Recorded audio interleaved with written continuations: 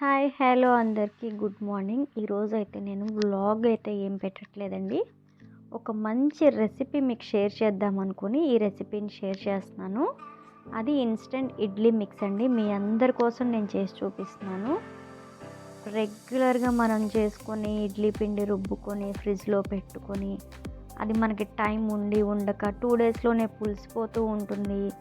చాలామంది అలా పులిసిపోయినవి తినరు. వీటన్నిటికీ ఒక మంచి సొల్యూషన్ అనమాట ఇన్స్టెంట్ ఇడ్లీ మిక్స్. ఇది మనకి ఇంట్లో ఉంటే ఎప్పుడన్నా మనం బయటకు వెళ్ళినా సడన్గా ఎవరన్నా వచ్చినా అసలు ఎలాంటి ఇబ్బంది ఉండకుండా అప్పటికప్పుడు ఇడ్లీ చేసి రెడీగా పెట్టేయచ్చు అనమాట. ఇలానే దోశ మిక్స్ కూడా చేసుకోవచ్చు, వడ మిక్స్ కూడా చేసుకోవచ్చు. అవన్నీ మీకు నేను 1 బై 1 చూపిస్తాను. అన్నీ ఒకే వీడియోలో పెట్టి చూపించలేం కదా, మీకు కూడా బోర్ కొట్టేస్తుంది. సో ఇప్పుడు రెసిపీ చూపిస్తా. 1 కప్పు నేను చాయ్ మినపప్పు తీసుకున్నానండి. మినపప్పుని మంచిగా ఫ్రై చేసుకోవాలి. అలా అని రెడ్ కలర్ వచ్చే వరకు ఫ్రై చేయకూడదు. దీన్ని జస్ట్ బాండీలో వేసి బాండీ వేడెక్కిన తర్వాత ఇది వేసి మనం చేత్తో పట్టుకుంటే పట్టుకోలేనంత వేడిగా ఉండాలి. అలా అని రెడ్ కలర్ రాకూడదు అనమాట. ఎర్రగా వేయకూడదు. సున్నుండలకి వేయించినట్టయితే వేయించద్దు. పప్పు వైట్గానే ఉండాలి. కానీ ముట్టుకుంటే మనకి చేతికి అమ్మో వేడిగా ఉంది అనేటట్టు ఉండాలన్నమాట. బాండీలో పెట్టి దాన్ని కలుపుతూనే ఉండండి. నెక్స్ట్ ఇక్కడ అవి మినపగుళ్ళు తీసేసాను కదా, కావాల్సింది ఒక 1/2 కప్పు అటుకులు. 1 కప్పు మినపప్పు తీసుకున్నాం కదా, దాంట్లో ఒక 1/2 అటుకులు అనమాట. ఇవి కూడా ఇలా క్రష్ చేస్తే పొడి పొడిగా అయిపోవాలన్నమాట. అలా ఫ్రై చేయాలి. అస్సలు మాడకూడదు. కలుపుతూనే ఉండండి. ఇదిగో ఈ రెండు ఇలా ఫ్రై అయిపోయిన తర్వాత నీట్గా చల్లారబెట్టేసేయాలన్నమాట మొత్తం. అప్పుడు దాన్ని మనం మిక్సీ చేసుకోవాలి. యాక్చువల్గా ఈ పళంగా మనం మిల్లు కూడా పట్టించుకోవచ్చు, కొంచెం హెవీ క్వాంటిటీలు తీసుకుంటే. మీకు చూపించడం కోసమని నేను మిక్సీలో వేసి చూపించేస్తున్నాను అనమాట. మీకు లాస్ట్లో అన్ని కొలత ఏది ఎంతో నేను మీకు లాస్ట్లో చెప్తాను. ఈ రెండు ఇప్పుడు మిక్సీ వేసేయాలన్నమాట. చాలా స్పాంజీగా చాలా బాగా వస్తాయి ఇడ్లీలు. మీకు నేను ఇడ్లీ కూడా వేసి చూపిస్తాను ఈ పిండితో. ఇన్స్టెంట్గా ఇప్పటికిప్పుడు వేసేసుకోవాలి అంటే ఎలా ఉంటాయి, మనం ఈ పిండి నానబెట్టి వేసుకుంటే ఎలా ఉంటాయో కూడా మీకు వేరియేషన్ చూపిస్తాను నేను. మిక్సీ వేసేటప్పుడు కూడా స్లోగా ఒక్కసారి పెట్టి తీసి అలా వేసుకోండి. ఒకేసారి మనం మిక్సీ ఆన్ చేసి ఉంచేస్తే ఏమవుతుందంటే మినపప్పు కదా ఉండకట్టినట్టు అయిపోతుంది అనమాట. అందుకని క్రష్ అయ్యి అలాగా మిక్సీ చేసుకోవాలి. సో చేసుకుని ఒకసారి జల్లించేసుకోండి. ఇప్పుడు ఇది పక్కన పెట్టేసి అదే మిక్సీ జార్లో 2 కప్పులు ఇడ్లీ రవ్వ. మామూలుగా మన కొలత అంతే కదా, 1 కప్పు మినపప్పుకి 2 కప్పులు ఇడ్లీ రవ్వ తీసుకుంటాం.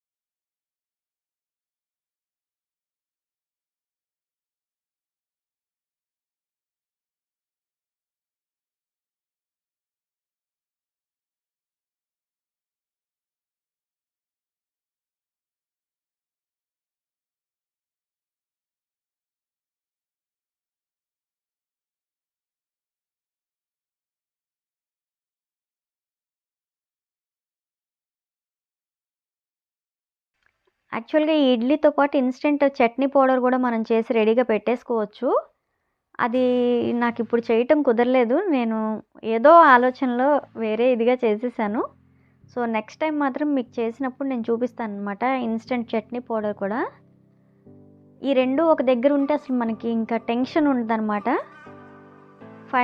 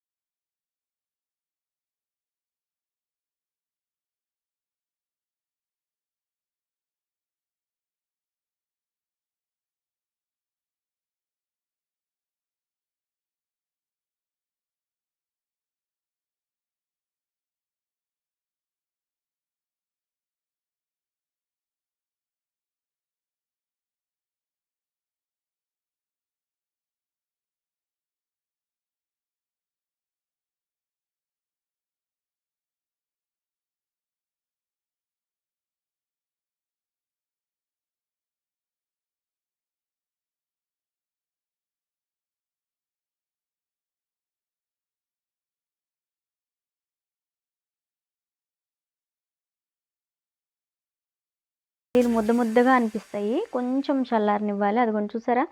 ఫ్లఫీగా వచ్చాయి. కొంచెం చట్నీ యేసుకొని దాని టేస్ట్ చూసి చెప్తాననమాట. నార్మల్ ఇడ్లీ ఉన్నట్టే ఉంటుందండి. స్పెషల్‌గా ఏం అనిపించదు మనకది. ఇంతేనండి రెసిపీ.